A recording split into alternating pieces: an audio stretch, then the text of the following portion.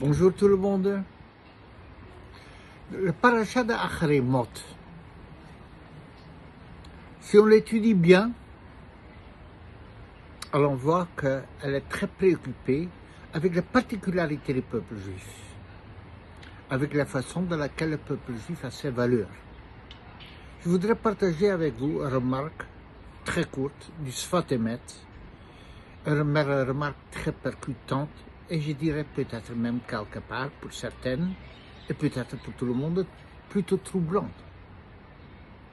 À un moment donné de la paracha, HaKadosh Baruch Hu avertit le peuple juif que Ma'aseh Eretz Mitzrayim, comme la conduite en Égypte, ou comme Ma'aseh Eretz Canaan, et comme le Cananéen, vous n'allez pas faire.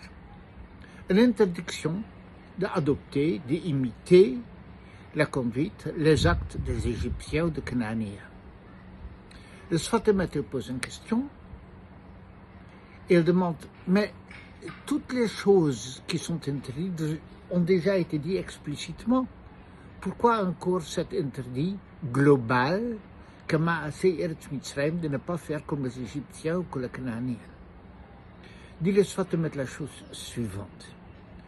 Au-delà de toutes les conduites décadentes des Égyptiens et des Cananéens, les mœurs dépravées sous une présence de noblesse ou de tout ce que vous voulez, comme on peut le voir encore aujourd'hui, la Torah l'a dit explicitement. Et que ça, c'est interdit, c'est clair et net. Mais, qu'en est-il avec les autres conduites neutres des Égyptiens et des Cananéens? Dit le Sfat Emet qu'on ne doit pas les imiter, et c'est ça le sens du pasuk, même pour ce qui n'est pas un acte dépravé. On ne doit pas imiter les non-juifs dans leur conduite. Ça, c'est le Sfat Emet, ça, c'est sa lecture de ce pasuk. Alors, la Torah, elle nous serre terriblement la corde. Elle va dire, pas ça, pas ça, pas ça. Ce que j'entends dans le Sfat Emet, c'est pas que la Torah, elle vient juste nous interdire des choses. La Torah, elle veut qu'on devienne plus conscient de nos propres valeurs, de notre propre conduite. Nous n'en avons pas besoin d'imiter des non-juifs. L'interdit, c'est parce qu'on doit se concentrer sur nous-mêmes, sur nos propres valeurs, sur notre propre richesse, pour notre propre héritage. Il est tellement extraordinaire et tellement riche qu'on n'en a pas besoin d'eux. Et si on va le chercher chez eux, ça va toujours aller au détriment de ce que nous avons et de ce que nous sommes nous-mêmes. Voilà notre lecture dans le Sfat Emet.